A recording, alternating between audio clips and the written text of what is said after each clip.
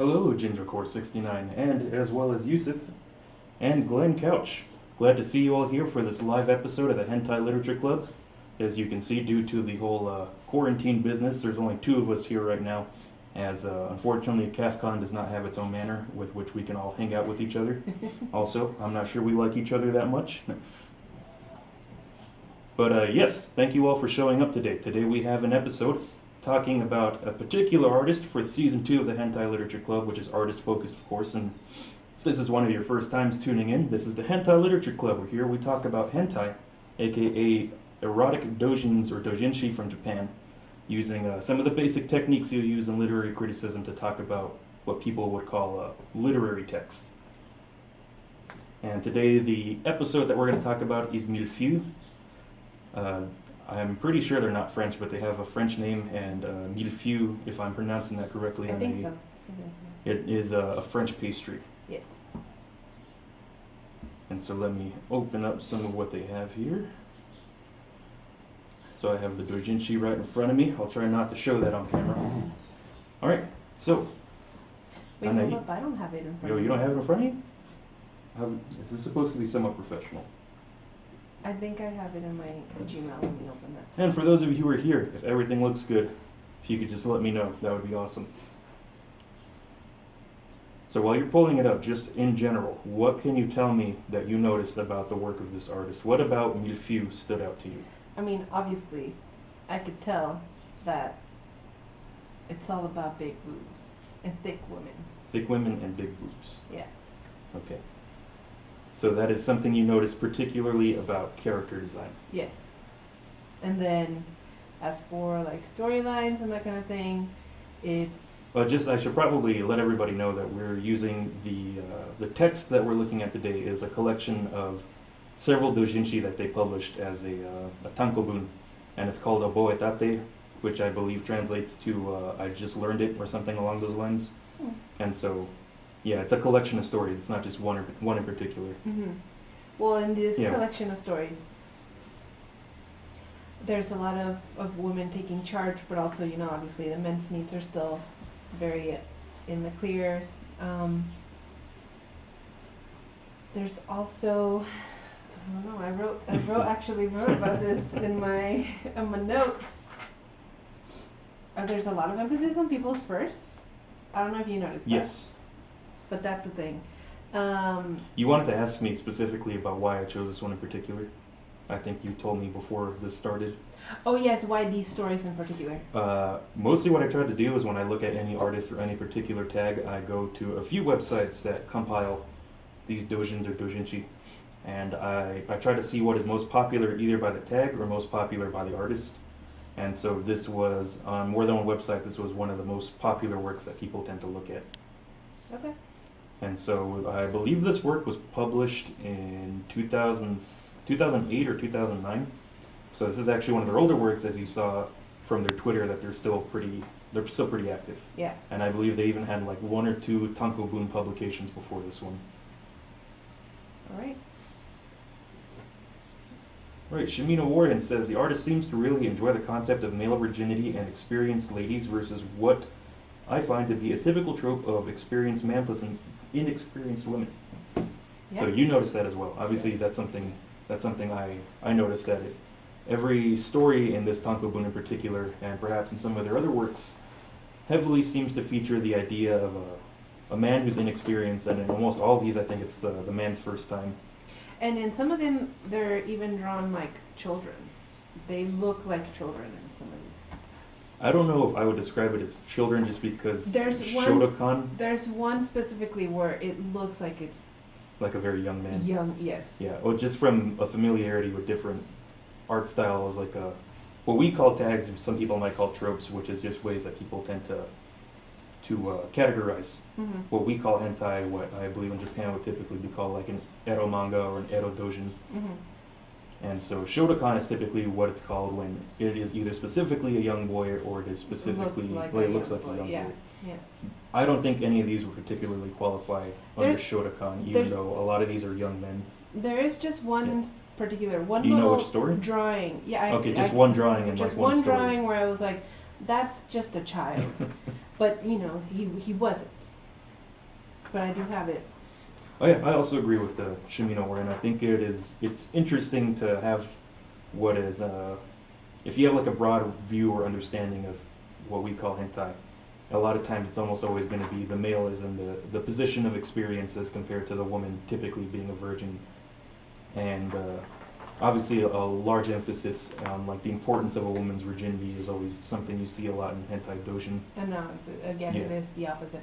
But there's still a lot of because even though the women are taking charge, which is usually the opposite, the men taking the charge, there's still a lot of stereotypically like female aspects to the women. Like there's a few parts where marriage is mentioned. Like she's called cute, and he's like, "Oh, I want to marry him." It doesn't make sense to me, but you know, that's not something you get the other way around. No, with the I lost my virginity to this person. Yeah. This is, you know, a knowledge to woman taking these tiny little things like it's being called cute and saying, "Oh, I want to marry this man." That didn't really fit, I think, into the characters for me. So you're saying even though that trope of emphasis being placed on female virginity and male experience, you're saying even though that's reversed here, that's still a lot of the focus is still on basically the inflaming of a male's passions for somebody who's going to be reading this. Mm-hmm. If you were to put that poetically, there's still like the women are still have those ideals that what they would have if they were in the submissive position. do you have a specific text you'd like to reference, or is Are there we like already going? Yeah. Yeah, you can start. We can just start talking about it. In page 36, I have I think 3 instances written down. 3 instances written down on page 36. No, there are 3 different pages, but Okay, 36 the first one's is on just 36. the first one, yeah. And Ginger says this type of conversation needs a smooth jazz instrumental version of the song Bad Touch on loop to make it the perfect setting.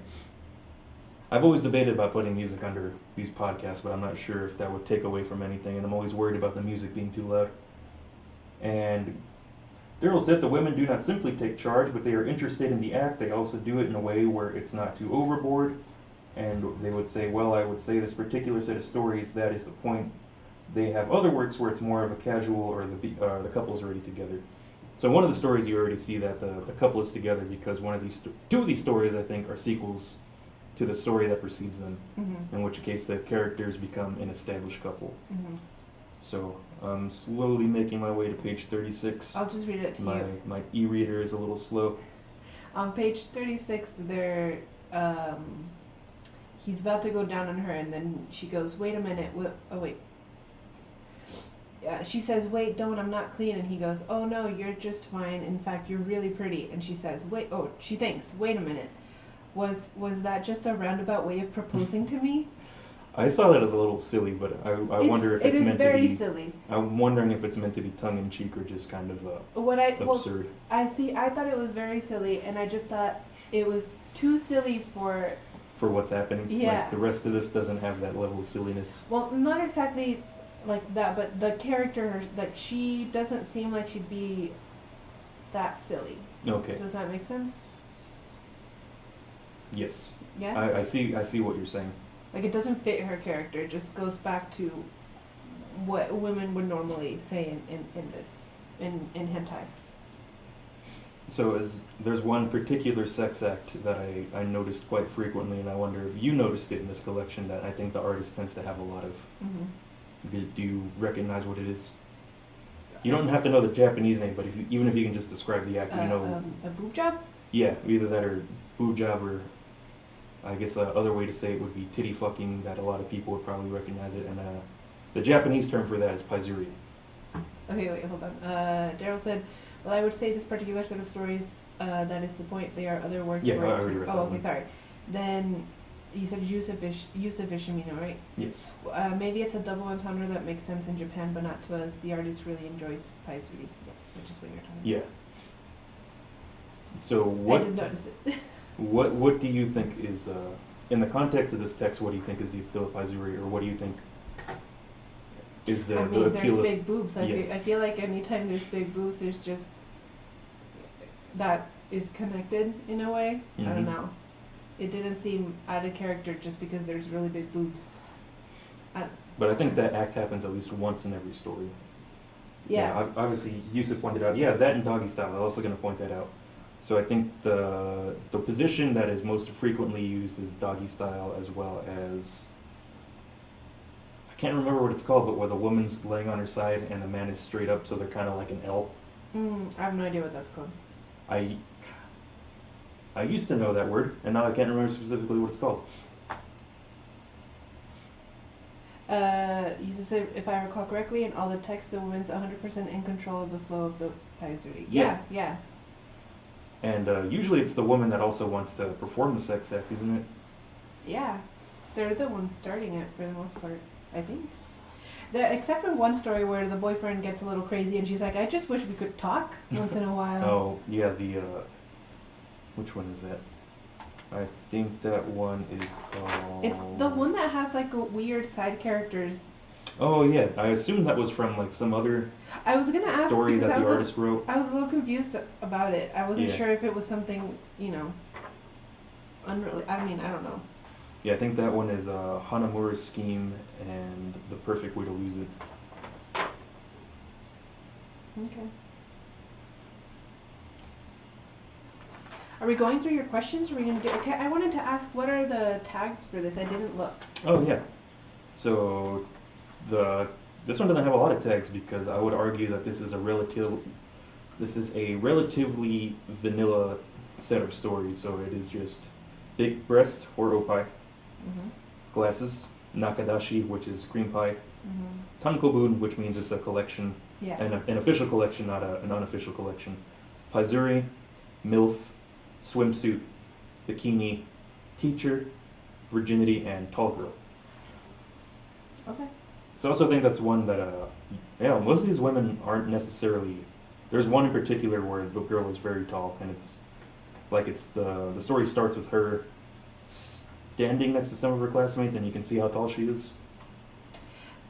But in addition to the women being voluptuous or thick, as a more colloquial way to put it, why do you think there is an erotic interest in the combination of women who are tall as well as thick in this one? Or how they call it on page 30. American sized? American body style. Yeah, American body style. So like I said, this work was published, obviously the stories were published before 2008, 2009, but this Tankobun was collected in 2008, 2009. So that it kind of predates what a lot of people would, that predates the use of what people typically call thick nowadays. Yeah. And it's called American body style. American body style. Are you asking me what the appeal of that is? Yeah, what do you think the appeal of that is? Why do you I don't know. She looks soft.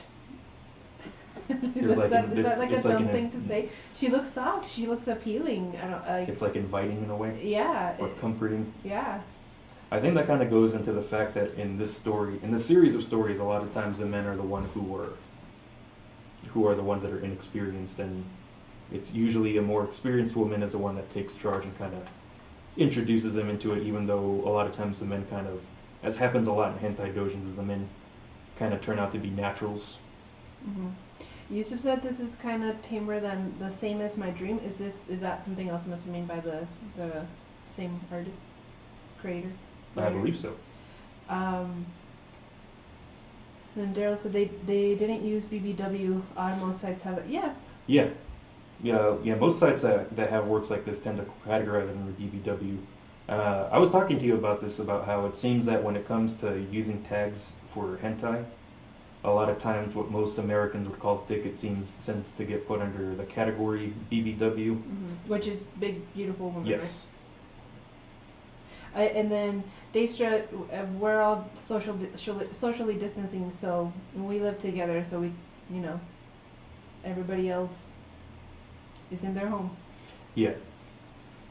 I told them they were free to show up and talk if they wanted to. Obviously, there's no obligation to do that. Some of them have their own business to attend to, and I believe some of the rest of the CAFCON crew still has to go to work during the quarantine, as they are essential workers. Well, we're past the essential workers now. Oh, yeah. Yeah. At least in Texas.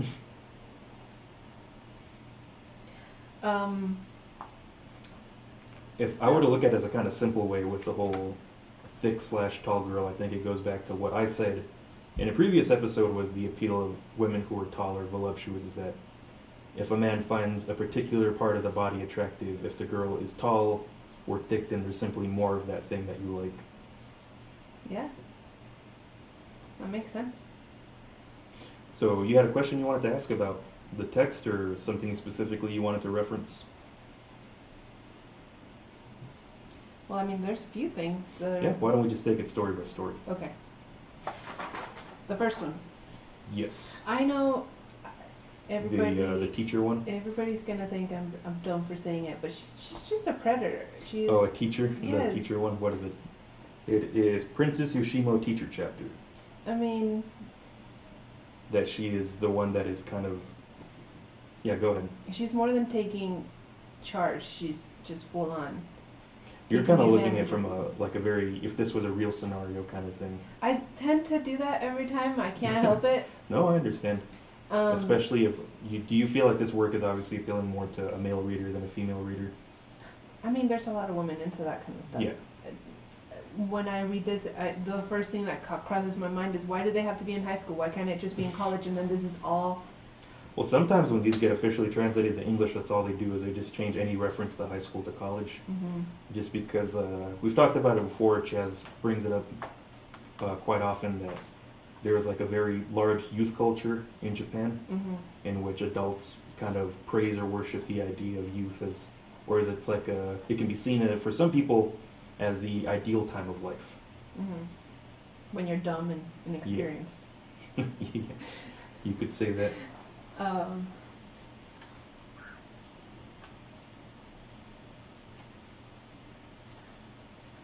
Which one are you reading? Nope, I was reading, Daestra. Yes, there is. This is the first HLC since like when? Yeah. I'm glad you think this is more essential than some of the other work we're being required to do. So Darryl said, if you saw my little story in the Discord, though in general, depending on what part of the East you go by, the level between thick and fat is all over the place.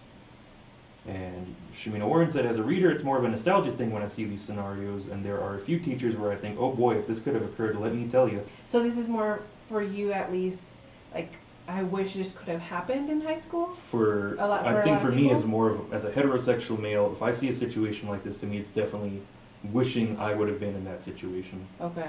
So not exactly with a specific teacher or anything, but if you put yourself, obviously, as most readers are going to insert themselves somewhere into the story. Everybody's going to have that one teacher in high school where they were like, oh, I wish she would have done that to me. Is that like that? Not everybody, but there's going to be people who would read a story like this and are going to enjoy a story like this. Uh-huh.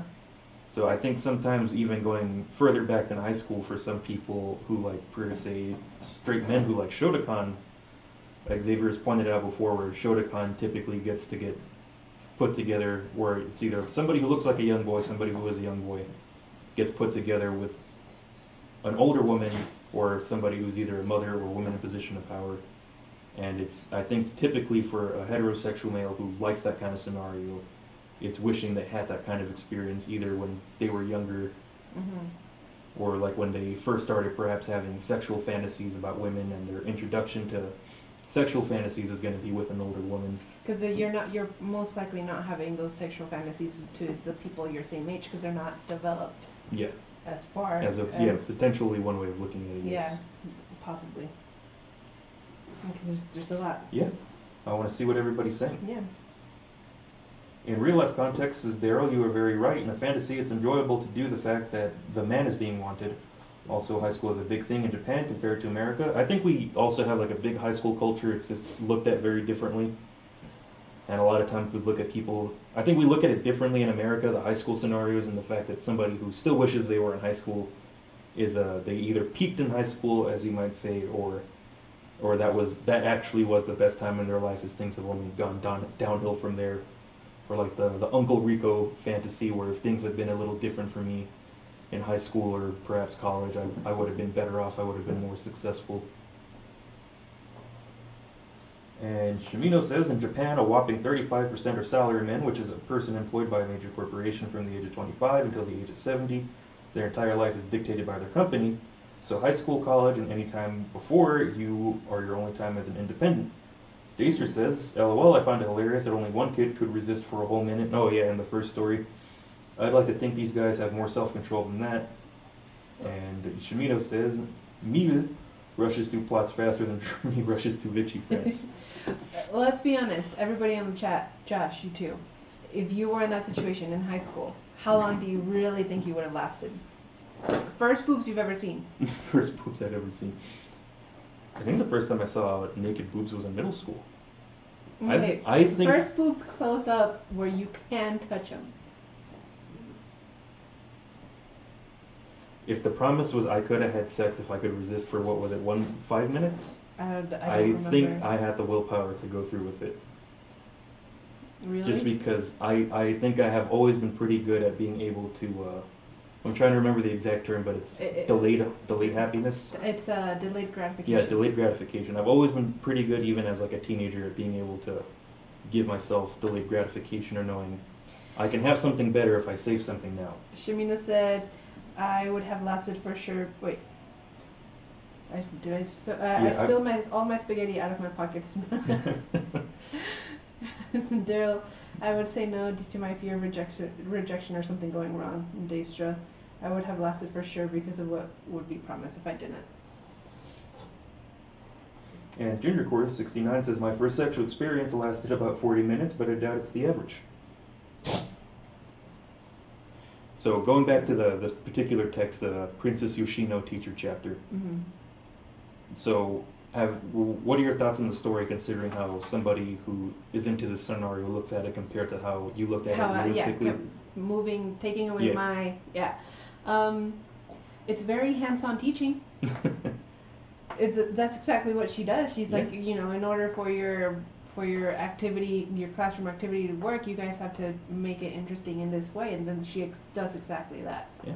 I thought that was kind of interesting. From my teaching education courses that, well, the school board and probably the law in general probably doesn't want you to teach that way. That is a very effective means of implementing a lesson plan that you're trying to teach students. What do you think about like that comparison between like the power dynamics of a teacher and a student, as is represented in the story?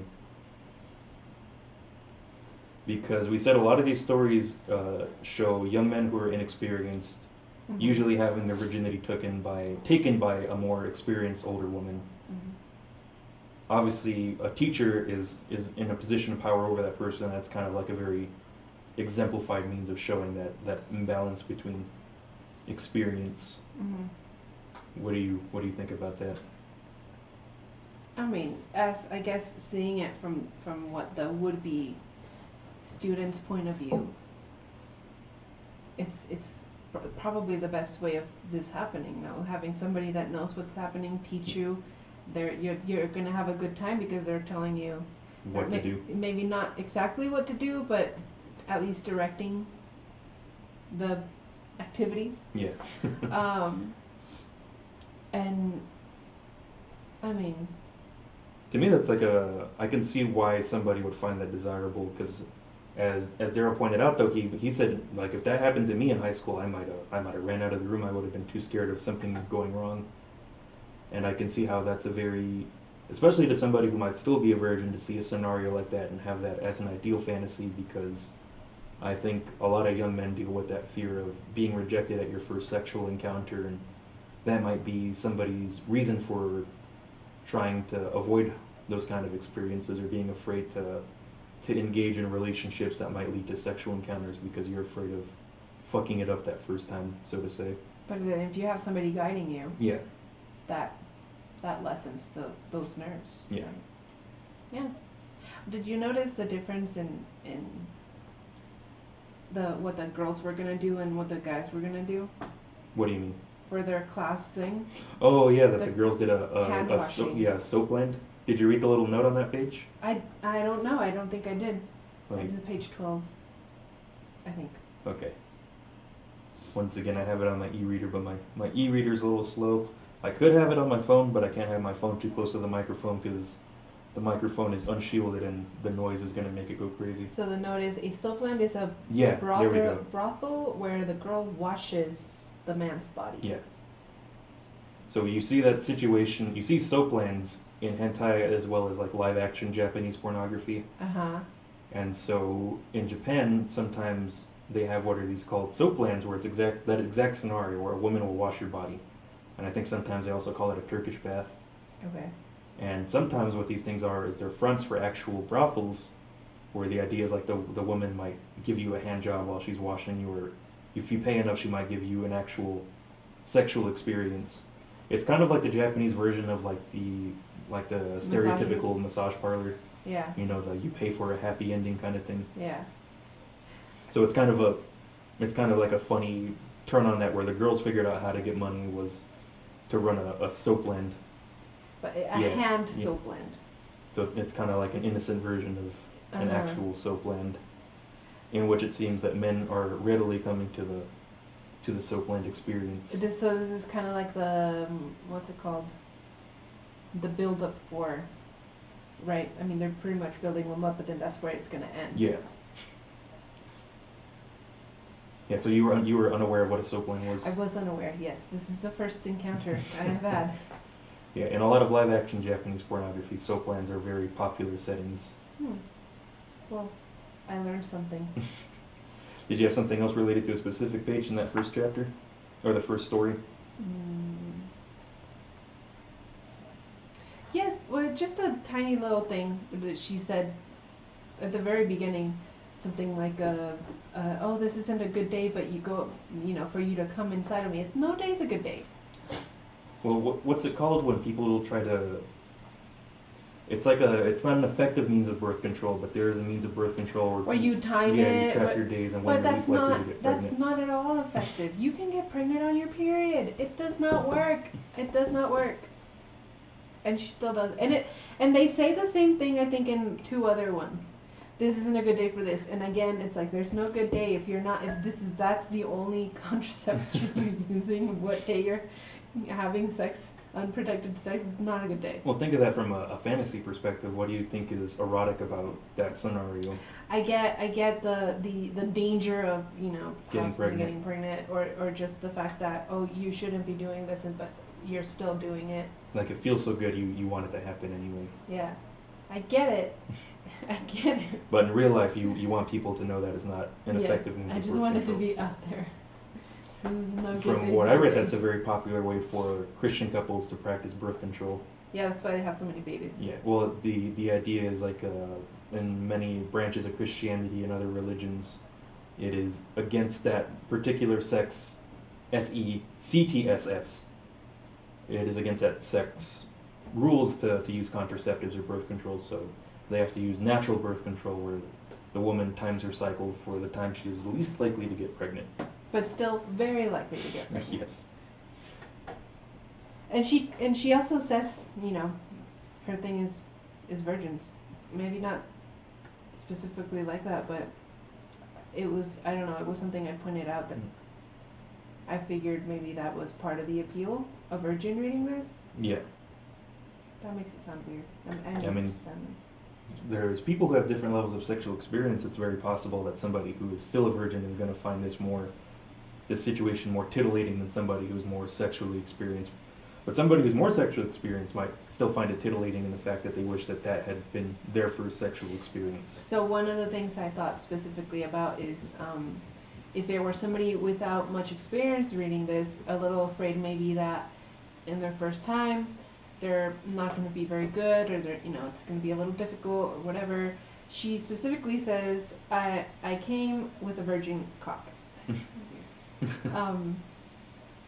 And so, somebody reading this that probably isn't very experienced, or that might not be very experienced reading that, thinking, oh, I can still be good, even though it'll be my first time or second time or whatever. Mm-hmm. It was just a thought. Yeah. I don't know if this is what that means, but I can see how it could or why that would be put into the text. Yeah, but I could see that's probably just reading too much into it. But I could see why that would be something appealing to somebody reading this without much experience. So to go back to the rest of the class real quick.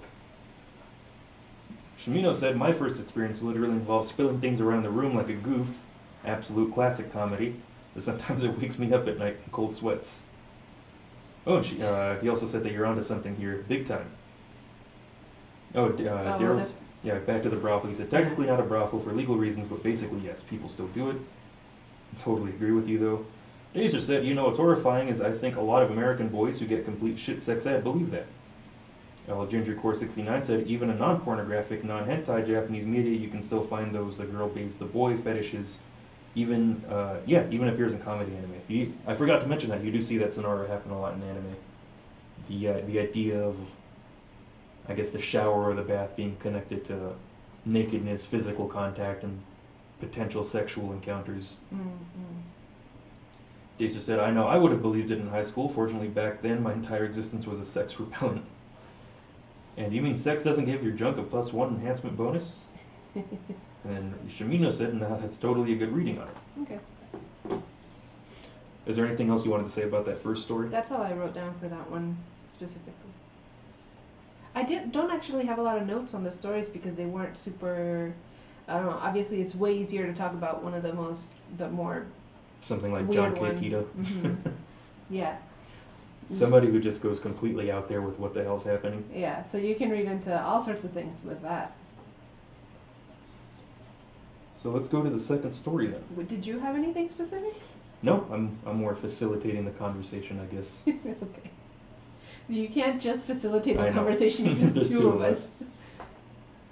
That's the downside to not having the rest of the CAFCON crew here is I have to go from being the facilitator to also being more of a participant.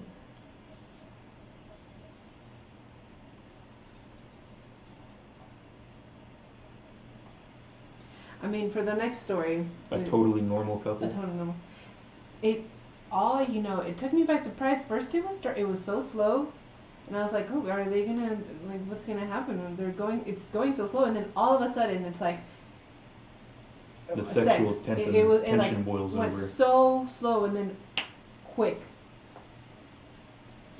all within the few couple little squares. I can't remember what they're called. Panels. Yeah. Speaking of the panels, something I noticed is that at least in this couple of works, this compiled text, is that Millefeuille tends to use very clean paneling. Like it's very clearly blocked off. Like there's not much like taking over. There's not a lot of like slanted boxes. There's not a lot of like things. There's not a lot of breaking between the panels. Yeah. So there's a lot of build up in this one, I guess. There's a lot of moments where I was like, oh, it's gonna happen now, and and it didn't.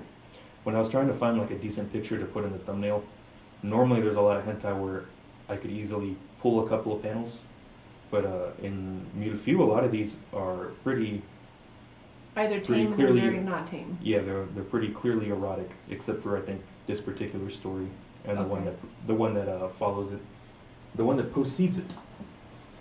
So what did you have to say about a very normal couple? This one was a lot more wholesome. I saw all of these stories kind of fell into either very wholesome or not, I think. But still, even the ones that don't seem wholesome seem to have some wholesome. kind of wholesome bent to them. Yeah. So it's like the wholesomeness is what was tying them all together. Oh yeah, I should have looked for his pinups. I know about his pinups. Like I found his Twitter. I meant to put it in the description of this video, but I'll add it once the live stream's over. But if you saw the announcement tweet that I believe Chaz retweeted, I did put their Twitter in there. So if you want to, you can totally find Millefeuille's Twitter account and follow them. Or I believe Darryl has told me at least once that they've communicated with them in English, nice. Even though it seems most of their tweets are in Japanese. I know, weird, right? That a Japanese person would primarily tweet in Japanese. Yes. What are they thinking? Speaking of the pinups, you noticed that at the end of the volume, they point out that Millefeuille still hand paints their panels. Yeah. And then when I read that he hand paints the panels, and I went back to it, it's really well done. It's I mean, I really like the style of it. It's the watercolor and stuff, but I really liked it. I went back and was looking at them, and it felt a little weird when I was pinpointing parts of the art. Yeah. It's very shiny in a way. Yeah.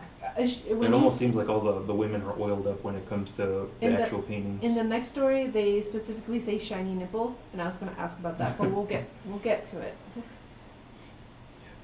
What did you find fascinating though about the fact that a lot of this art is still very much done by hand as compared to something that's done more digitally? Because, well, first of all, when I was reading it, it did look a little older in style. Yeah, at this point it's But- almost over 10 years old. Yeah. So then, when you said when it was, Still active though, much like John K. Peta. I think this person has been going at it for almost 20 years. they're doing a good job. So hooray for the longevity of era mangakas. I don't know. It looks really nice. It doesn't look. They also really, well, from what I saw in the pinups, unfortunately I didn't show you any of them. No. But they also really like fluids. So like there's a lot of ejaculate or just cream, like literal cream sometimes, like the kind of stuff you put on top of a cake. Okay. I mean, I was gonna say it looks clean, but not manufactured. Does Yeah. that make sense? I mean, I just. I it's can a see nice why art you'd buy style. one of these. Yeah. Because I do think they sell hand drawings and hand painted pinups. Mm.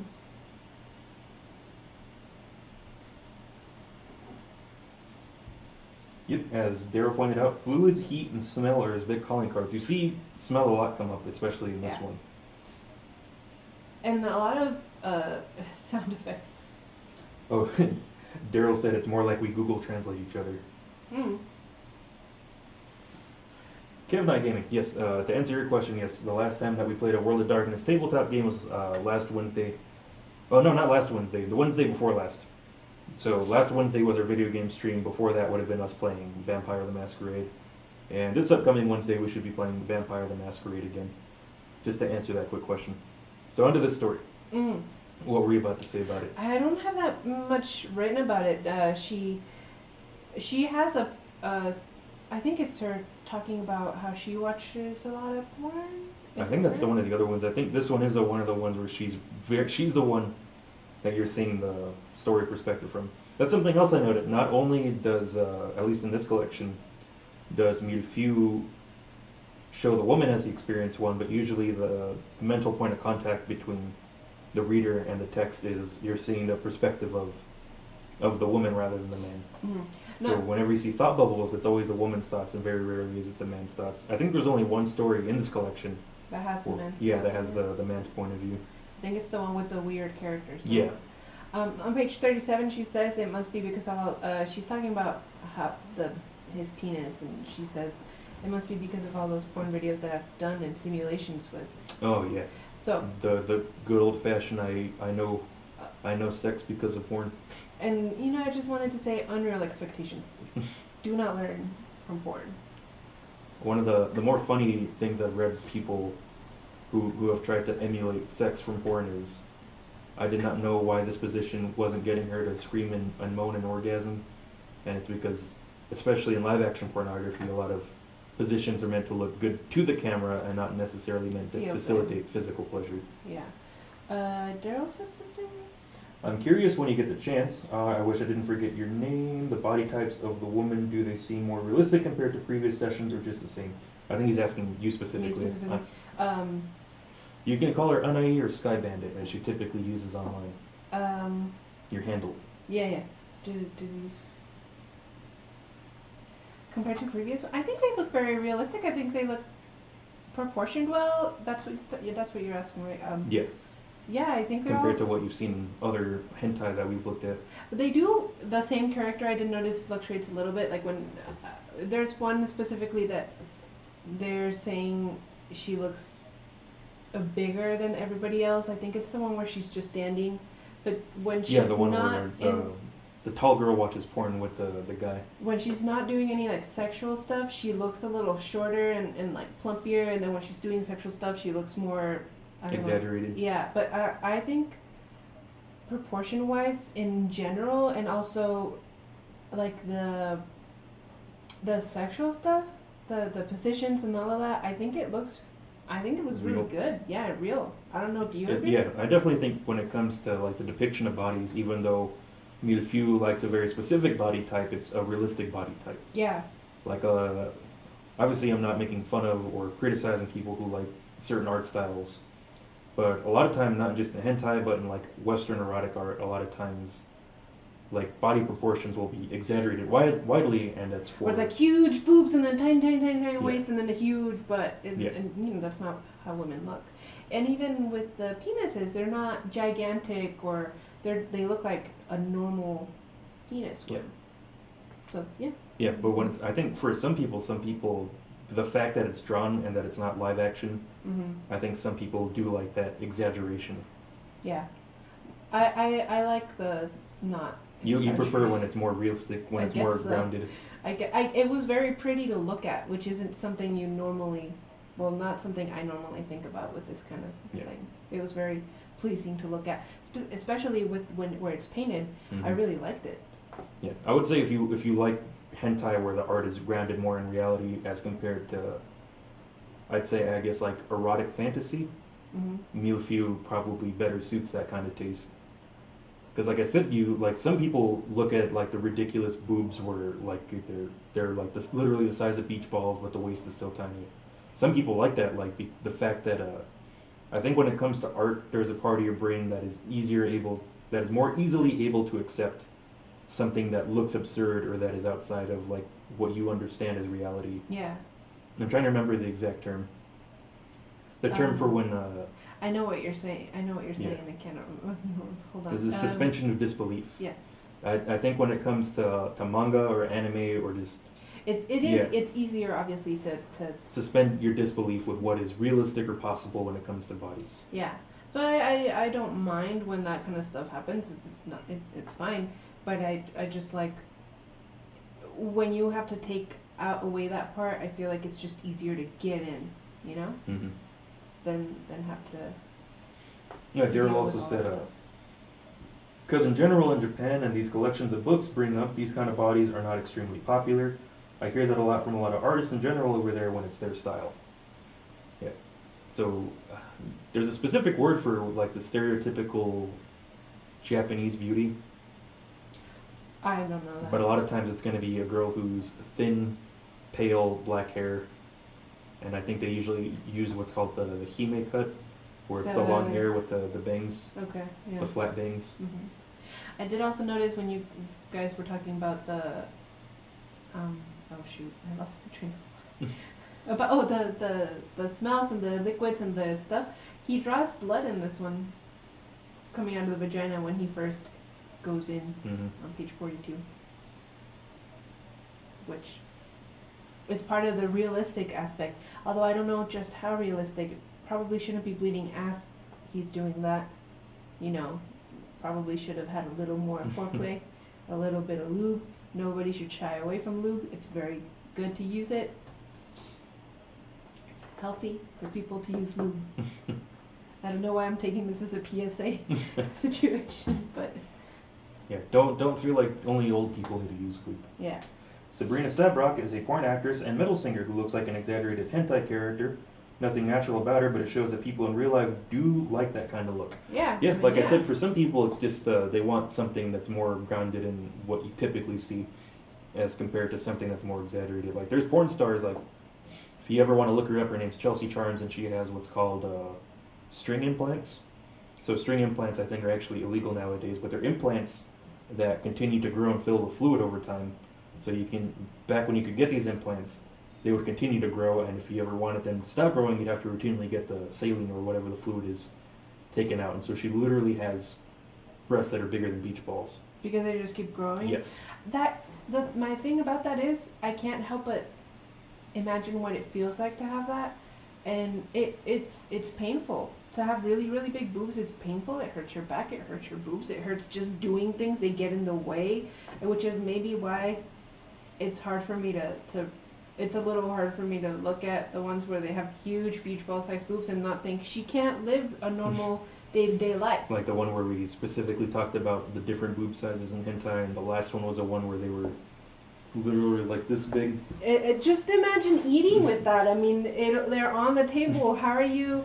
You know, it's dumb to think about, but I think about it. Yeah. Well, back to the text. What do you think about how like it's sort of leading up to it, like with the woman in a couple and a totally normal couple, that she's she's thinking about like this is it. This is what's finally gonna happen. It's his birthday, and this is Yeah. gonna happen. Yeah. Well, not she doesn't even know it's his birthday. She comes Well, into it assuming yeah. this is gonna be our first time alone in his room. He's gonna get hard. He's gonna press a. She kind of assumes that he's gonna. That he's gonna initiate. Take it, yeah. I mean, I thought this one was very wholesome. And this was like in page 43. They're communicating. I know I just said don't take your expectations from porn, but in this one I think is a nice one because they're kind of talking through their sex. He's telling her when he first goes in, like, oh, I'm gonna start thrusting now, and they're like, okay, we can, they're speaking through the whole thing. It's I liked it. It was very nice. I don't know if does this mean I like vanilla stories? Maybe. But it was just they're smiling, they're laughing, they're having a good time. I think it's a great way to, I think it'd be easier to say that you prefer erotic romance over pure I guess erotic so. or niche fetish stuff. I guess so. Even though she's meant to be a younger woman in this one, something I noticed about Are they supposed to be the same age? these two characters? Yeah. Yeah, I think they're Okay. both classmates. Okay. Well, something I noticed about his character designs in general is that Millefeuille likes to draw what I would say are very mature-looking women. Uh-huh. I think that also goes into like the appeal of perhaps somebody who has like a more, I don't want to say like maternal body, but like an older woman who might have like a bigger butt or wider hips. I was gonna say a fully Yeah. developed body. Yeah. Well, more like obviously we keep using the word thick because that's like the common colloquial term. Yeah. But I think a lot of like the appeal of that body style is something that for a lot of people they'd consider it more something that used to be something that was more that would belong to a mature or an older woman or what people would consider Especially in Japan, where most of the younger people don't look like this. Yes. So I was going to point out that even the character design of this girl who's meant to be high school aged, she almost has like a mature character design. Mm. And I wonder if that plays into like the desire of an experienced partner that even if they're the same age of you, they have like a very mature look to them. Mm. And Daestra agrees with you on he says vanilla is the best tag. As Tom would also point out that vanilla is his tag. He's not into weird niche fetish things. And I say weird without any judgment on it. Yeah, so Darryl had said, some would say Hitomi Tanaka is not real, but she is a rare case. They can exist, but it's unlikely to people have certain body types to a certain extent. Like, obviously there are people who either modify their bodies to the extreme, or some people who are just, whose bodies are just extreme by genetics or happenstance. As well as for the aesthetic of the art, it's what I like. You can do whatever you want as long as you present it nicely, at least for me. And then Sky Bandit, I've heard from other large-chested women. I hear some have many different answers. Not charm size, but large chest in general. And Ginger Core says, communication is key. Even in the most hardcore practices in life, consent and communication are what makes the difference between BDSM and abuse. Yeah. And Darryl says, as awkward as it sounds, a more fertile body. Yeah, I can see what you... So. Yeah. And in going with that, I definitely think that fertile thing is like one of the main things that he's trying. He's talking about looking body. Yeah, not just that, but also they're talking about the possibility of this isn't a good day. I can, connotation is that she can get pregnant. There's also even if like a tag or a term people might use is breeding as like a fetish or something they like. Even if breeding isn't the focus, there's like a subtext of breeding and fertility underneath the stories. In other parts, there's also things where somebody says like, oh, you might have to take responsibility or something like that. Where I think the possibility of getting pregnant was very present in a lot of these. So I don't know if that's just something that goes with that kind of body. Because of, Yeah, no, I can see how there'd be a connection between what somebody might consider a fertile looking figure with either the desire to procreate. Mm-hmm. Did you look at the very last line of this one? It's on page 48. Oh boy, give my e-reader a little bit. Oh, before we get there, can you go to page 32? Yes. Or page 33. 33. It's when the guy's like, if there's one thing I want from a birthday, I want a kiss. And he kind of says it playfully, and she gets close to him, and she's like, I can't control myself. And my boobs are touching him. Okay, yeah. I kind of wanted to put that one in the thumbnail. That one where it's like the heavy breathing and the heartbeat. See, there's a lot of like the noises. You know. What's that called? Where the noises are written down? Onomatopoeia? No. That's when a word sounds like the way it's spelled. Well, I mean, everybody knows what I'm talking about. There's a lot of that. He uses a lot of that. I think it's fun. I don't know why. As Darryl also pointed out, there's a lot of those little breath bubbles that pop up a lot. Mm-hmm. And I think that's an interesting way to display something that is kind of hard to show when you're in a drawing. Mm-hmm. Is just that element of heat. And I think that also goes with the way when they actually color the bodies. There's a lot of the way Millefeuille colors bodies. It looks kind of hot and glistening, and sometimes it almost seems like there's steam coming off of them. And I thought it adds a tactile experience to the text. Because it's literally a steamy situation. Yeah, and I think most people would associate like high heat or body temperature with just sexual activity. Getting hot and bothered. Yeah. There's millions. As you might put it here in the South. Giving me the vapors. There's on page 36 on your way to the end page of 40. It.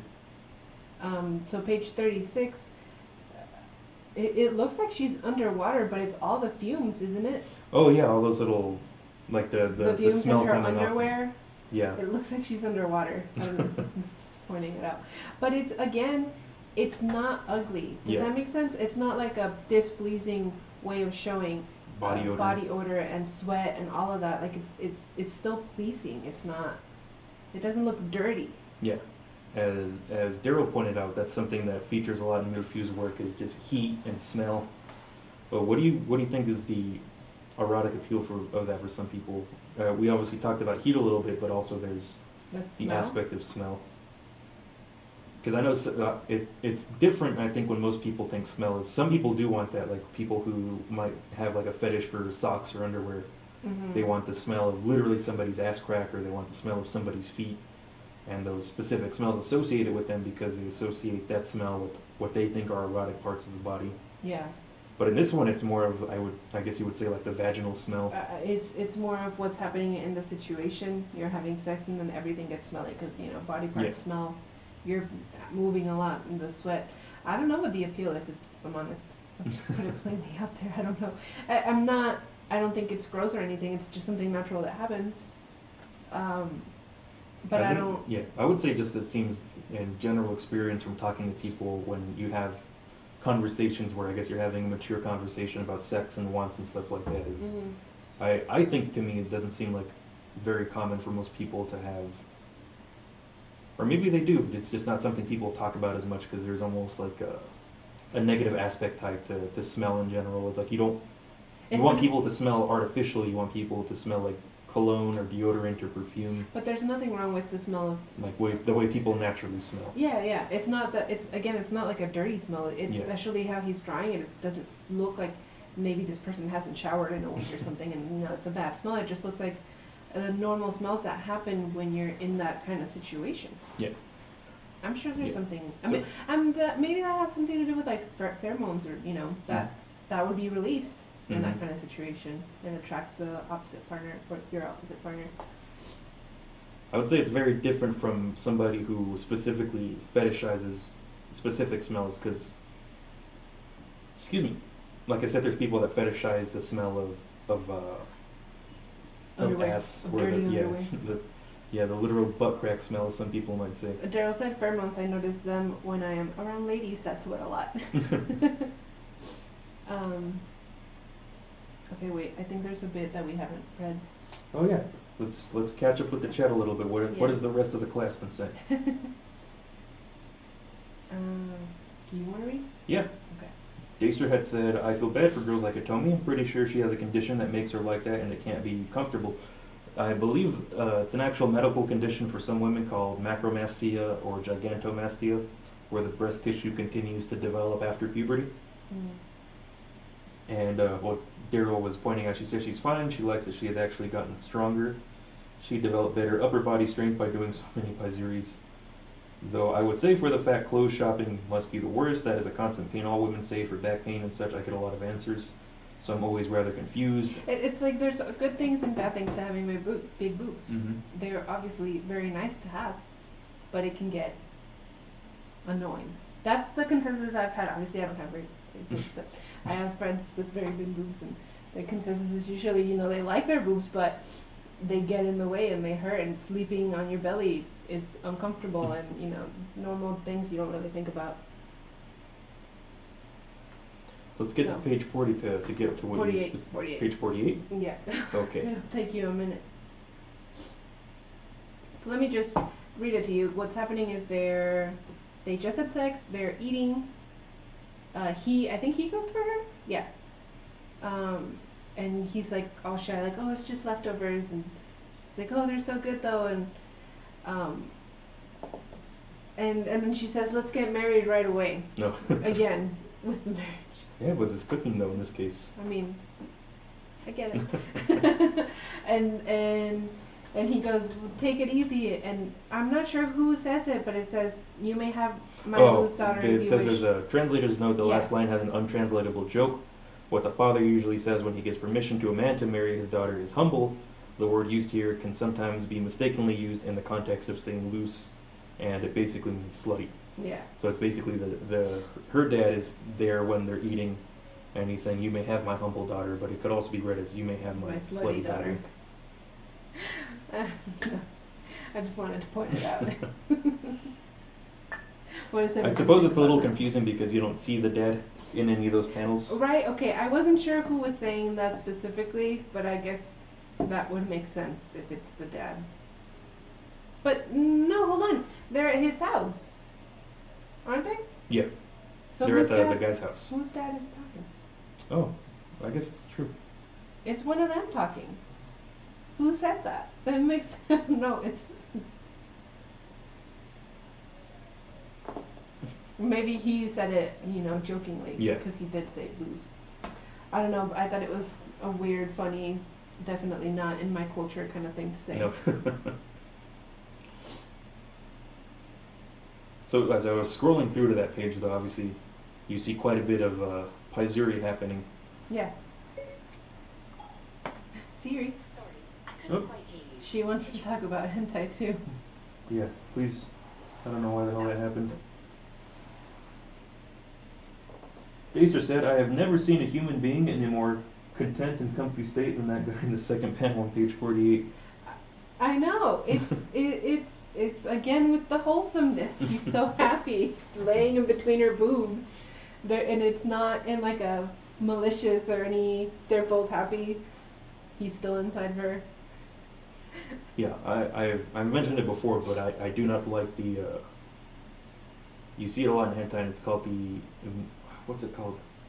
In Western context, it's called like, not like implied resistance, or, you know what I'm talking about? I think so, where a lot of it starts with... It's like there's a cultural aspect that a woman can't openly appear to want sex. She has to at least put up token resistance is the word. Oh, okay. I am not a fan of token resistance either in real life or where you or basically, in order to not seem like a slut, you have to be like, I don't want this. like I don't want to have sex with you. I don't want to have sex with you, and then it happens. Just like I guess now it's happening. Yeah. We're having sex. You see a lot of quote unquote like that token either. resistance in hentai, which I'm particularly not a fan of, but you see it happen a lot. Mm-hmm. Even and with somebody who seems to be drawing a wholesome story, they like to add that. Not necessarily mind break, Darryl, but it's just, in order for a society not to label you a slut, you have to. Yeah, in hentai you see it a lot where the girl is like, "Don't touch me, I don't want to have sex." Even if you see a thought bubble where she does want it, there's a lot of times you see the scene where she's putting up token resistance and that she has to act like she doesn't want it, even if she does. Because she's a woman and she can't have sex freely.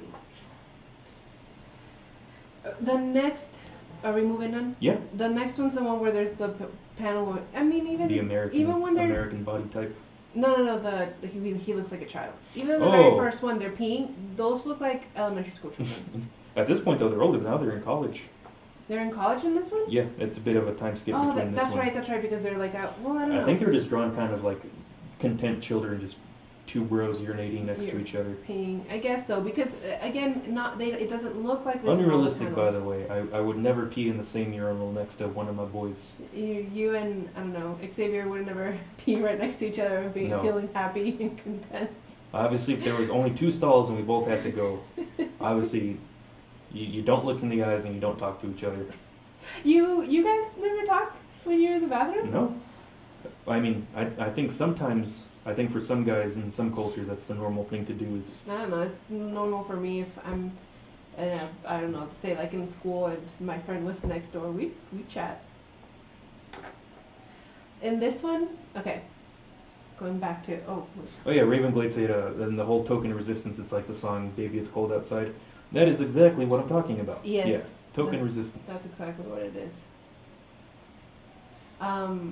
But yeah, because now they're at a bar, so at this point they're at least 20 years old, because I think that's a legal drinking age in Japan. My question in this one, he was mad because why she was saying they have a lot of sex? She was basically telling all their classmates about their sex life, and I guess he's embarrassed about it, and he was upset that she was basically, even though it was a positive thing she was saying about them. I think also just because for some people in Japanese culture, like you do not talk about your relationship in that kind of way. It's like how it's uncommon even, I think, to hold hands in public, even if you're married.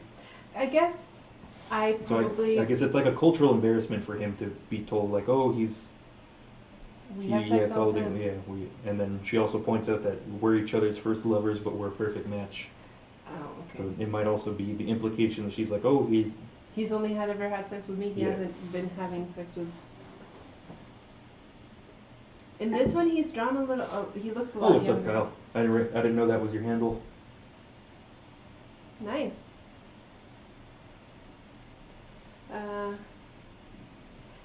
I get that I wouldn't really prefer to tell my friends about my sex life. You and I have had this discussion, but at least in my experience, guys never talk about their sex lives other than, yes, I'm having the sex. In my experience, we do talk about it. I don't know. I guess that's a little bit of a stereotypical girl thing. Yeah, but I mean, I don't know what to tell you. It happens, but I wouldn't. If we were all out together, I don't know, say here having a game night or at a bar or whatever, I wouldn't be loudly talking to my friends. So I do, I guess, understand that. I wouldn't be loudly talking to my friends about, our sex life. I wouldn't do that, but he's just so pissed off. Like, why didn't he just say, hey, maybe you should just not, instead of letting her go on and then. Well, he was in the bathroom the whole time. Was he? Oh. Yeah. Oh, that's right. He's coming out of the bathroom and he comes to his girlfriend talking about, it's like, oh, we have sex all the time. We're perfect for each other. She also looked a little drunk. Yeah. Like, They also say that in like 2 pages later, where she's like, I'm sorry, I'd never drank that much before. Daestra, on the other hand, said his friends do. His friends talk about sex all the time, apparently. See, it's not a weird thing. People talk. Once again, I said it can vary from culture to culture. I guess so. I do know, I may be one of the odd ones out, because I think in Chicano culture, at least, it is more of a normal thing to brag about your sex life. Yes. More in a bragging way. Because I know in Chicano and Hispanic culture, I think in general, it's culture. It's more in the culture for men to brag about having sex, not so much, again, what you're doing, but how much sex you're having or how many partners you have. Yeah, and for women, it's back to that. Even if you're married, it's a taboo subject. You're not supposed to talk about it. You're not in traditional Hispanic. Hispanic, yes. Throwing a wide net saying Hispanic, but I will say Mexican and Chicano culture. Yeah. Traditionally, that's the idea. If you ever want a good look into that, there was a book I read for one of my college courses called The Boy Kings of Texas that talks about basically a guy having to grow up in a really shitty situation, partially due to his dad's machismo culture that he had to grow up with. And his dad used to say things like, I'm a dick walking on 2 legs and stuff like that. Ugh. I don't know. Darryl said, guys go, oh yeah, I'm having, but they won't go into details unless it is to establish themselves or the women they are with. Yeah. I guess. That's more my experience. And when I talk about it with my friends, not that I don't talk about it very frequently, but when it comes up, it's not anybody going, oh yeah, I'm having so much sex. It's more ridiculous. Yeah, it's more. How much sex I'm having. It's a little more into detail, and I know, I don't know if talk about dick size too. My friends have told me about. Can I tell the eggplant story? Go ahead. My friend was having sex with a guy that had a tiny, tiny penis, and she compared it to a baby carrot, and the guy went, oh, "Does it feel like is it kind of like an eggplant?" Which, who compares their penis to an eggplant?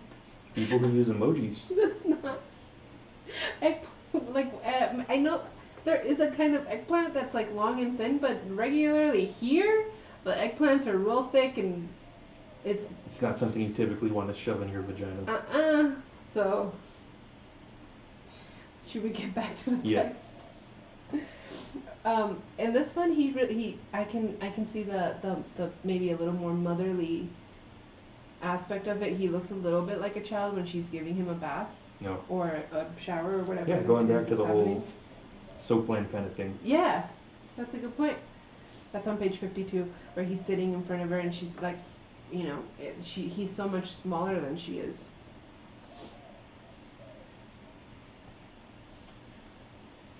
Did you have something in specific you wanted to say about this story, or? It's something I've been trying to read more articles about, like human sexuality and stuff like that. To have obviously my minor academic background is I have my degree in literature and creative writing, and while I'm able to apply those techniques to looking at this through a strictly critical standpoint, I find myself lacking in the fact that I am not professionally educated when it comes specifically to human sexuality. So I've been trying to read more articles about that.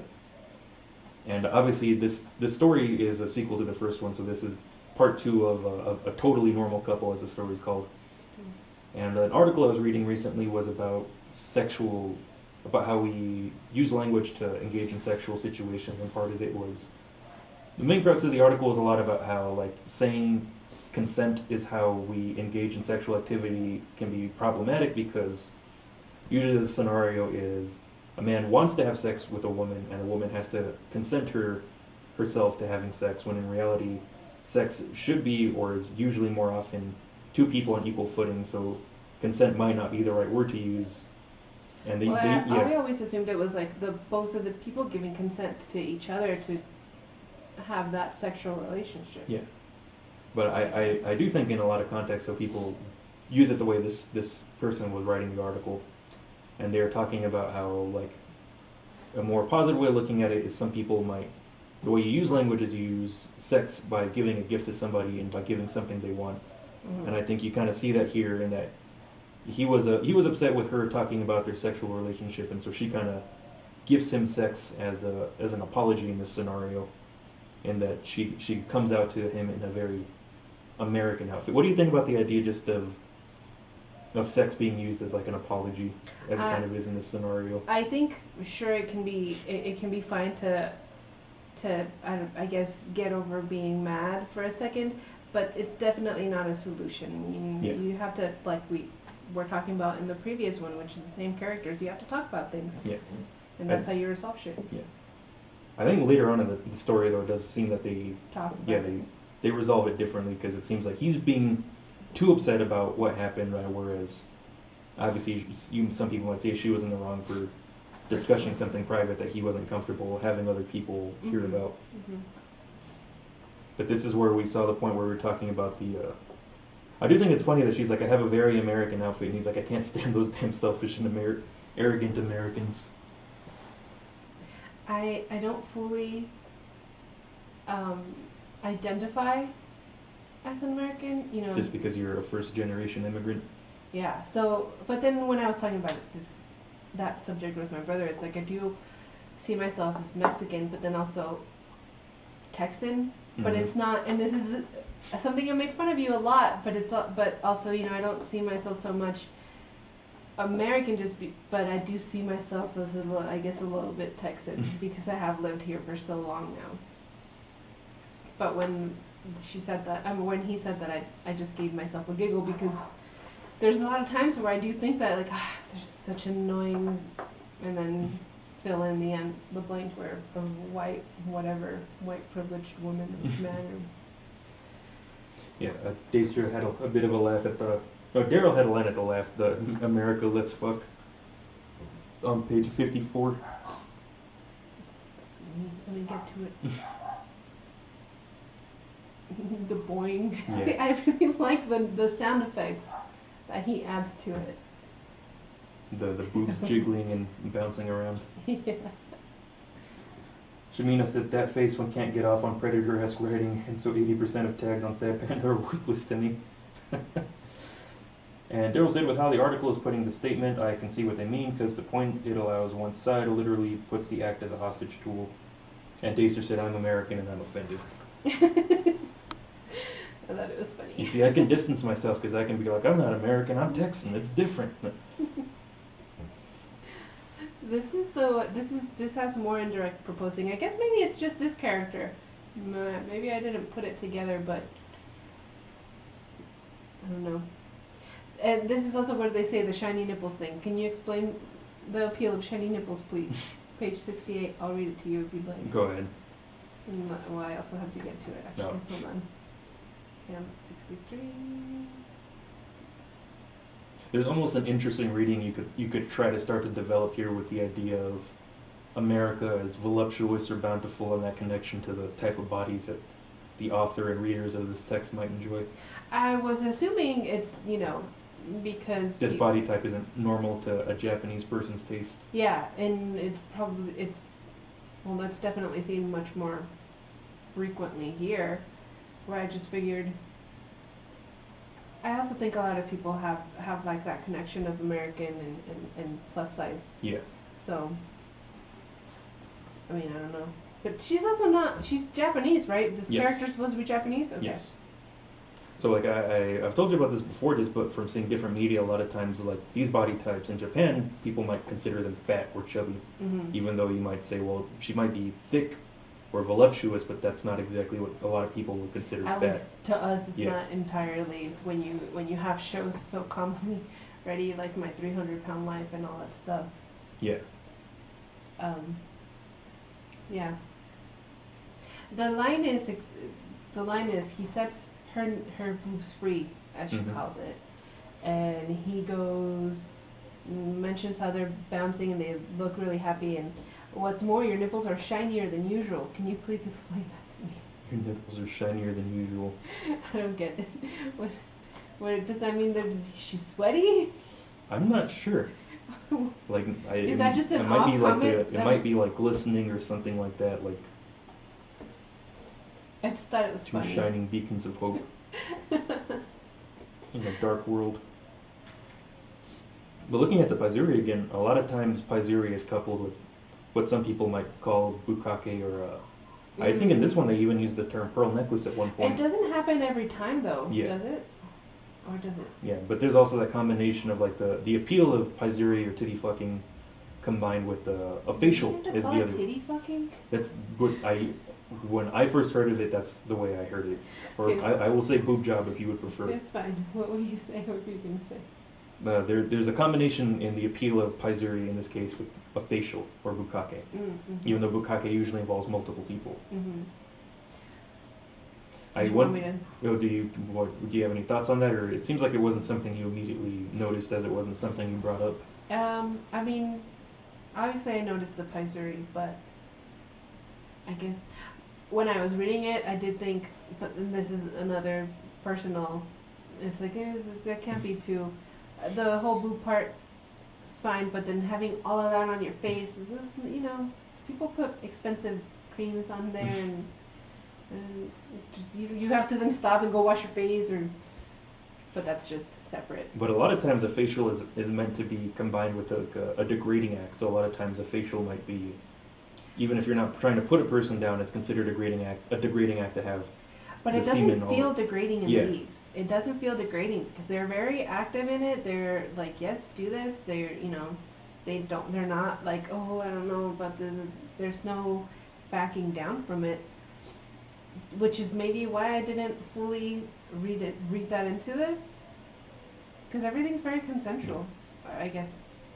Because I remember I had a friend who was also, not who was also, but I had a friend who was into facials as part of their sexual enjoyment. And I remember he specifically told me that it was the best if it hit her in the eye. And I never understood it, but I laughed when I heard him say it. But I'm pretty sure for him it was part of a degrading act on somebody else. Mm-hmm. Like or putting yourself in a position of power or over your sexual partner. Mm-hmm. But I wasn't this hentai, so I'm not sure if this is like a cultural thing or if it was specific to one hentai doujin I read. But sometimes, I guess, I don't know if this is true in Japanese culture or not, but being the person that gives somebody pleasure can is putting you in the position of power, because you're controlling that person's pleasure as compared to them controlling your pleasure. So in a way, perhaps giving somebody a boob job or a paizuri and then having them come all over you is you putting yourself in that position of power, as compared to a Western perspective might be it's degrading to get facialized or having a facial, because I think that's why I didn't see this as degrading, because she's the one in doing charge. Yeah, she's the one doing it, Mm-hmm. very actively. So I mean, that's what you were saying. Should we go back? Yeah. Let's see, what did we miss? Yeah, the U.S. does have a lot of food waste, and it's ridiculous, and we should not contribute as much.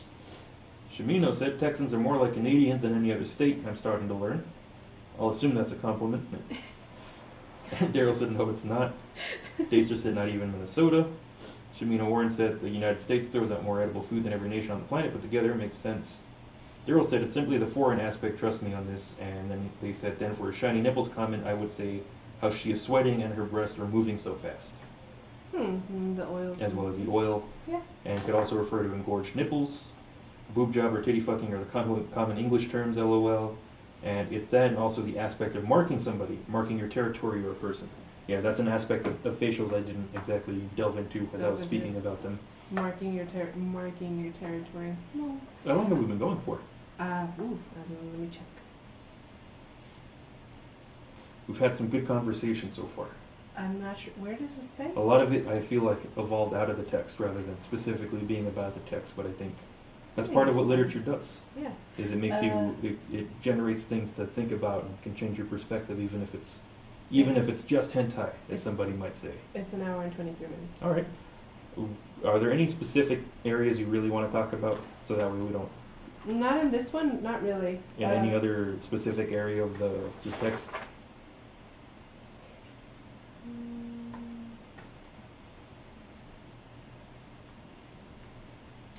I wanted to see about the appeal of a man reading this, if part of it is maybe like a humiliation thing. There's Specifically to what? Specifically to one of the stories is page 118 I wrote. I don't remember what it is. Which story it was? Yeah. Was it the one about the girl kind of using the little thing to perform sex acts on the guy? Or was it the one about the tall girl watching porn? Let me, oh, it's about the one. You said 118? Yeah, 118. It's about I think he's a nerd that hasn't had sex before, maybe? And goes... Oh, the perfect way to lose it? Maybe? Okay, I know this one. It's the one where the guy's going off to college and his older neighbor is taking his virginity. So, let me see what exactly. So he's there basically for the sex, and he has a boner, and she's like, why are you squirming around? Is it, I'm ready, let's do this.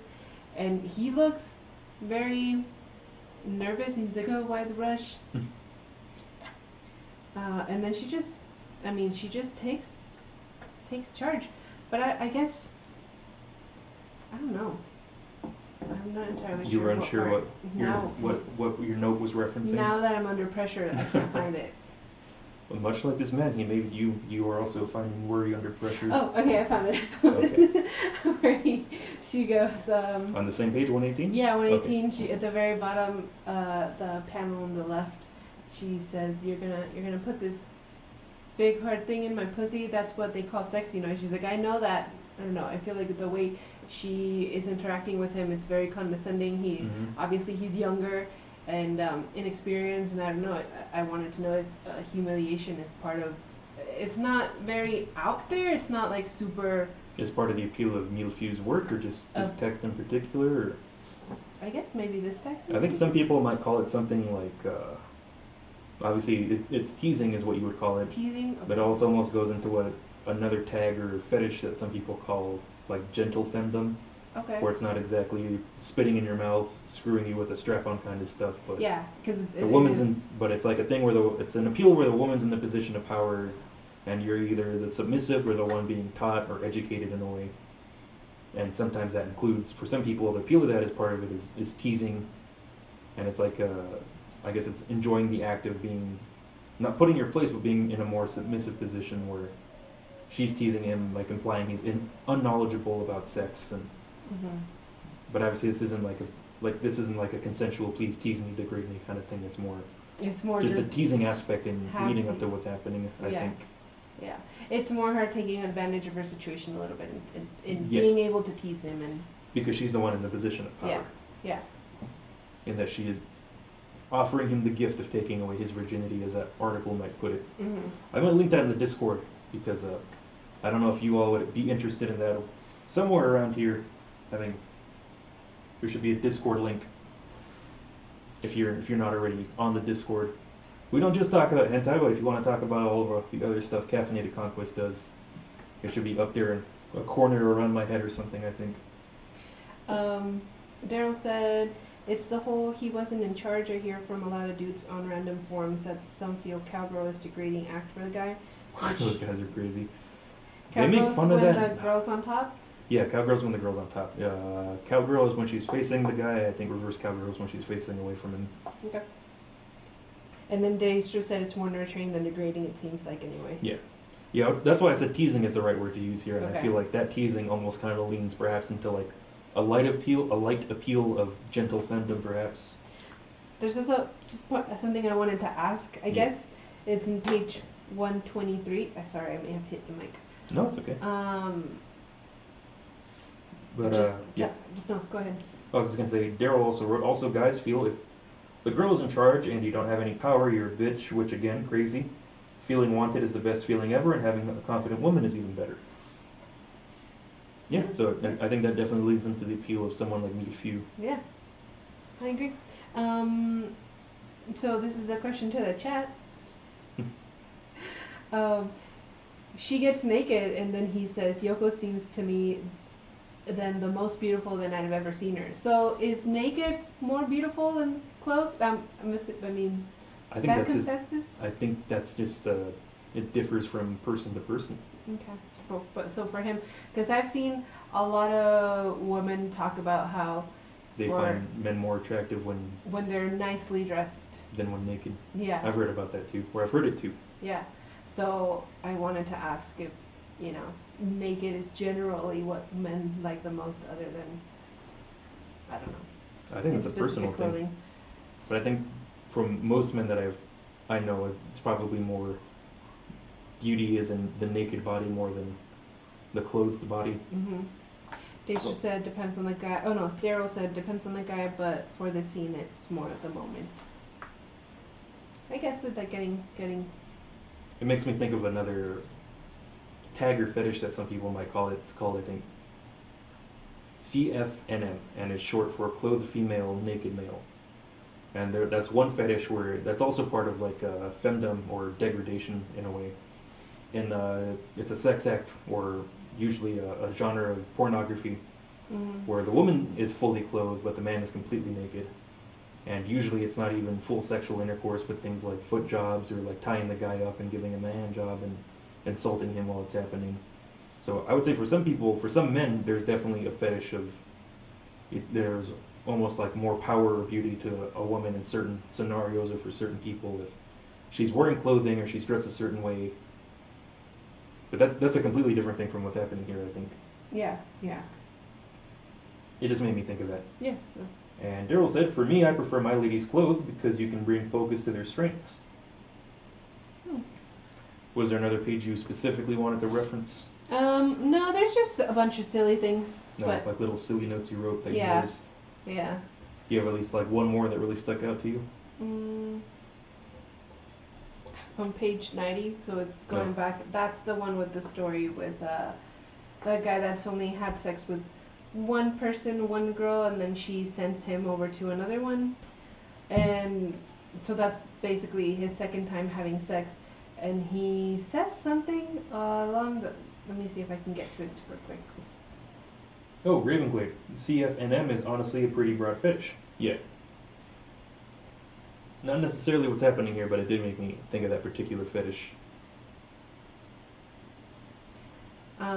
So what it says is he's having sex with this girl, and he's pounding or whatever, and then he goes, "This feels way better than any average woman's pussy does." This is the second woman he's ever had sex with. How does he know what the average pussy feels like? I don't know. Assumptions? Or maybe he's just like, no, there's no way an average vagina feels this good. I'm just saying, look, I really like this author, but That line itself is a little silly. no, what's that? Continuity is No. important. I'm kidding. No, I think really there's more talk about, and it's page 148, more talk about, you'll have to take a responsibility, and my question was, does anybody ever take responsibility? So for you guys that have read more of his stuff, like, is there ever a story where somebody actually gets pregnant and they have to deal with that? Or I is don't it think just there's- I don't something think- people say? They're That's just a very common thing that people say in hentai, or Yeah. women will say is, if I get pregnant, you have to take responsibility because, as I said before, there's a lot of times there is that aspect of a subtext of breeding or impregnation, where it's like sex feels so good, how could we possibly do it with contraception, like a condom, and so you better take responsibility for what's happening, kind of thing. There's just so many options. I don't know. I think it's just because it's not my thing. I don't know. It seems like a dumb thing to say if you're really worried about it. Why? It just brings it again. It brings me out of just being able to read and going with the flow. Thinking about somebody that is worried that they're gonna get pregnant. It's like, why are you doing this? It just brings me out of the whole picture. I think it's just kind of the danger that I guess a lot of people like, because you see it so often, or maybe it's Yeah. just one artist did it and now every artist copying that artist is doing it, or it's just such a common trope in this type of fiction. It's just a trope I don't like. Yeah. So something Darryl said, typically it's marriage, as you might see a scene with them and their children. And Shimino said, Mil doesn't really focus on that, but a lot of other artists explore that a lot and often. I was going to say, like in hentai in general, sometimes you do see that, especially if it's like a romantic hentai, or We also saw like it a in the happy one with the ending. moth girl, I think. yes. Yeah. Right. Or, yeah, a lot of times the guy does take responsibility. Doesn't the one we read with the moth girl? Doesn't she end up pregnant? And there's a little. That is more of a negative one, although there is one where, but it's still, they still brought it up. Yeah, but usually what you see, if it's like a more wholesome or nice story, you'll see there'll be the panel at the end of them getting married, or like the couple with their child at the end, which is kind of weird because it's almost like not necessarily fetishizing, but it's almost showing that fantasy of, I don't just want to have sex, I'd like to have that Rest traditional of your life with you. traditional means of happiness of having a family and children, So it's deeper connection than just yeah. which is interesting considering like the low birth rates and marriage rates that's happening in the country that produces this media. There's almost like a sexualization or fetishization, or definitely a fantasy there of wanting that traditional, falling in love with somebody and having a life with them and even having children. Although in tags or texts that have the tag like NTR, sometimes the guy doesn't take responsibility, and so either like obviously we'll get to it one day, perhaps soon, but there's Emergence by Shindo L, where the girl has multiple sexual partners, many of them who mistreat her and abuse her, and she ends up pregnant and unable to take care of this kid. And I think that plays into a tag that's called moral degradation or something like that. But and sometimes in NTR stories where it's a guy cuckolding another guy, he'll get the girl pregnant and then he makes the other guy raise her, so he has like all the benefits of basically having a submissive woman who's almost like a sex slave to him as he manipulates her emotionally and mentally, and another guy has to deal with the consequences, and that guy's the cuck because then he's the one that then has to bear the financial burden of this other man's sexual activity. Yeah. I guess if you see it that way too. Yeah. But no, I in the end I like this. Yeah, corruption is a tag that Shimino brought up. I've also seen moral degradation as a tag as well, I think. Well, what do you think about it? Did you like them? Like these? Yeah. Yeah, I think Millefeuille has a very appreciable art style that I like, and I prefer, as I said before, text that does not have token resistance as a prominent aspect. I agree. And so I prefer more. I like a text better if it's two people that are mutually engaged as compared to one person feeling like they're being forced into it, even if they do want the scenario to happen. Yeah. Yeah, no, I overall really liked them. I'm being nitpicky because, you know, we kind of have to be to talk about something, but I thought there were little things that were really fun with the way that he was drawing them. Like at one point the penis is hitting a little heart. No. That was really funny. Yeah, that's a very different take on the typical way a lot of hentai artists draw, like the penis hitting a womb and or the cervix. Yeah, I thought it was great that it was hitting a little heart. So overall, I really liked it. Yeah. So some of the more academic questions that I sometimes ask is, do you feel like this text and the author through this text has anything to say about like gender or sexual relations that you notice from talking and analyzing these texts as we have? I think if they're trying to get anything across is that men don't always have to be the ones to take charge, you know, that it can always be an equal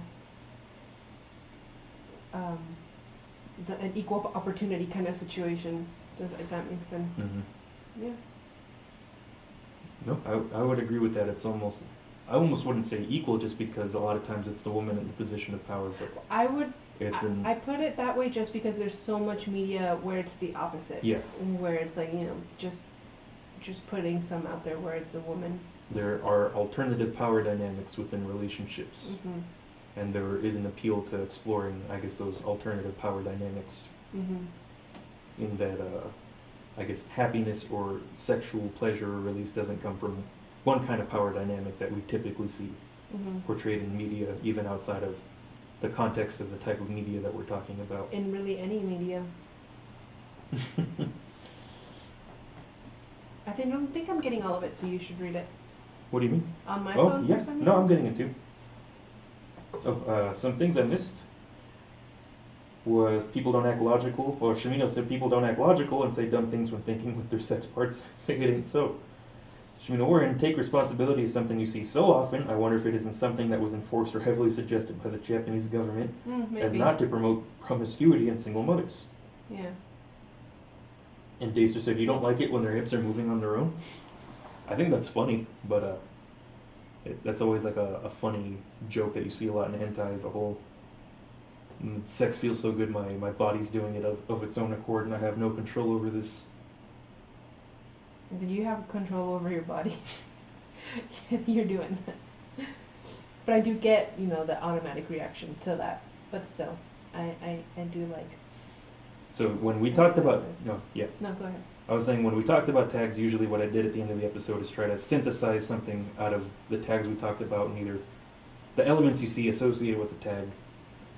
And because this is an artist, it's a little difficult to do that. But if you were to say what are the quintessential elements of a Millefeuille text as exemplified by this one. How about I do, what are the texts I would put onto all of these? Sure. Yeah, is that okay? But I would also like to do what I just suggested. What? Like, what do you think are the essential elements of a Millefeuille text as represented by what we have? The essential elements would be which would be my tags. Which Yeah. I think it's the tags I'm putting on this would be wholesome. If that were a tag. Or vanilla. Sure, vanilla. Although you don't get hand holding, which is something most people associate with vanilla. You get a lot of boob holding. It's very similar. I would tag it, and I would think, obviously, Opie, Mm-hmm. or big Opie. I do the Would you- BBW. What?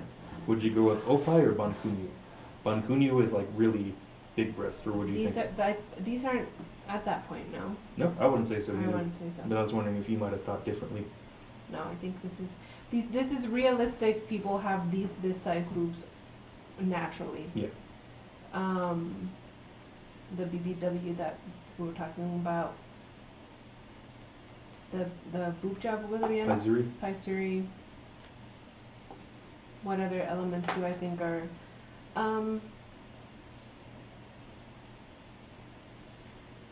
What do you have a? If I were to add to that, something I would say is like the plot progression usually starts off with inexperienced male it usually starts off with either the experienced female character wanting physical intimacy or sexual relationships, or it starts with the inexperienced male seeking out that sexual relationship or sexual experience, and usually involves the woman guiding the man through those sexual experiences. Sometimes through a woman being in a position of dominance or power, such as the man being a student, the woman being a teacher, or commonly the man being a virgin, the woman having sexual experience. even just the woman being older. Yeah. Or the woman being older, or the woman physically being larger than the man, like being taller than him.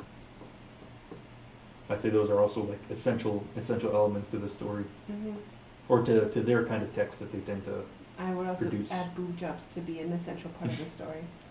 As well as I would also add boob job leading to facial, Okay, yeah. But not degrading facial. yes. A woman being in charge of the sexual acts is also seems to be an important element to a Millefeuille story. But also the Smell, heat is Yeah. another important, two more important elements. sound effects. Yeah. There's a specific name for that, but I can't remember what it's called when Me it's in neither. comics. Maybe? What are people saying? No, I don't think anybody's particularly updated what they've been saying. What other questions do you have for me? Or things that we can explore. Well, the last question I usually ask is, what ideas about human sexuality, psychology, or relationships did you see emerge within these texts? And having addressed them, where do you think these arguments can be taken? But I think we've kind of already addressed a lot of that already. Throughout the whole. A lot of, it seems that we seem to have focused on female-male power dynamics within the text, and with an alternative relationship being able to be shown. It's almost making an argument that, at least for inexperienced males, an almost ideal relationship is finding, it's also be finding somebody who's compatible with you, because that's something that gets brought up a lot. Yeah. Is being physically compatible as well as being, I guess, compatible personality relationship-wise, even if Not an all. even if the focus is more on physical compatibility. Yeah, I think the focus is definitely much more physical. Not so much in the, because like the teacher's just getting everybody to touch. I'm not saying like teacher as in that specific role, but women being the teacher to men. Yeah. It's almost like there's an argument that like inexperienced men should seek out a female experienced teacher when it comes to. That's almost a really Victorian way of looking at it, because I think for like a lot of aristocratic Victorian men couldn't be virgins, but women were expected to be virgins. So how does a man lose his virginity if the polite thing isn't to degrade a woman in society? That's what happens now too. Yeah. That's just. But Life. so what aristocratic Victorian men would do is seek out a prostitute who kind of can't be put lower on the social rung. Yeah. Where it doesn't really matter. And so a man doesn't have to go into the relationship without sexual experience or being sexually inexperienced. I would say it's definitely a more positive way of looking at that, because in these scenarios in these texts, a woman isn't degraded for having sexual experience. Her sexual experience is valued it values her rather than degrades her. You have anything to add to that? No, you Sarah said it pretty thoroughly. Thank you. That was my textual. I came in here with a few ideas. I didn't have anything written down as I usually do. Most of it was stuck in my head. Mm-hmm. So that was my quick synthesis of this text at the end of it. Yeah. What about you all in the chat? Do you have anything else to say about it?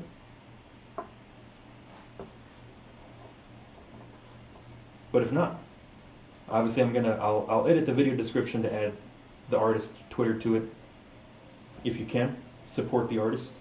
I don't think any of their I don't think any of their works are widely available to Westerners, as in, I don't think they're on any websites like Faku, where traditionally Japanese doujinshis get published, or what's the other one? I think DL site is the other one, and sometimes R18. I couldn't find anything when it came to like being able to purchase legitimate translations. But a lot of times you can find an author's doujins on Japanese websites, and so if you do get a translated version and you want to support the artist, try to seek out areas where you can buy those untranslated ones at least to support them if you can. Daryl said, I enjoy his stuff, not only the bodies, but the mindset of the woman. I mean, yeah, I think when everybody's in on it, it's always much more fun. Daestra wants to know what the next artist is going to be. Yeah. The next artist, so I'm not sure exactly who. I have, as I've said before, whenever anybody suggests an artist or a tag to look at, I compiled it in a file that I have with who suggested what. Millefeuille was suggested by Darryl, aka Glenn, and so he was the one that I specifically remember suggest this one. I think Xavier had also suggested it to me at one point, but yeah, they were the ones specific. Those are the two people I can specifically remember, mostly Glenn/Darryl. And to him, thank you once again for that cool little video bit we put at the beginning of this, to shout out from Miss Annabelle Rogers. I still cannot get over how cool that is. Yeah, I still cannot get over how beautiful she is. Yeah, so... Are we going to do the build your own hentai? Well, that's kind of what I did, was I tried to... us going over those elements that are almost required of this person's kind of text is kind of a different way of looking at it. Okay. So if you were to build your own story, those are the elements it would have to have, as looking at what is essential to this artist's work, as compared to trying to use a specific element and build a story out of it. No, I get it. Oh yeah, but if you want, Daryl, if you want, you can put that website up here. Just said, I think I suggested... Shiwasu no Okina. And another Mizuru, one. right? Yeah, Mizuruke. The last one of the episodes we did a few months ago at this point, I believe, was Mizuruke, but a few. I would like at some point to get back to them, because we did a very... Mizuruke also has like a lot of text that they've done, and there's a lot of interesting things to talk about, so at some point I'd like to come back to Mizuruke. And I do remember you suggesting Shiwasu no Okina. But so what I'll probably do is, maybe on our Discord, if you want to join that, I'll probably put a poll, and I'll put up 3 artists and see who most people on the Discord and probably on the Patreon as well would most like to see us talk about next. But yeah, I have a list of at least more than 20 artists that people have suggested or requested. And if you're watching this on YouTube or listening to it on Soundcloud, you can comment there after the live stream is over, obviously, about who you might want to see us talk about, and I will put that into consideration. But other than that, thank you all for tuning in. Thank you for participating in the conversation. I really appreciate having more than 1 or 2 voices, when it comes to talking about this kind of stuff. Mm-hmm. So you guys really help make this podcast. Yeah. Yeah, it was fun. It was a lot easier to talk about than I was expecting. With only 2 of us? Yeah. Part of it's because there's so many cool people in the chat. I agree.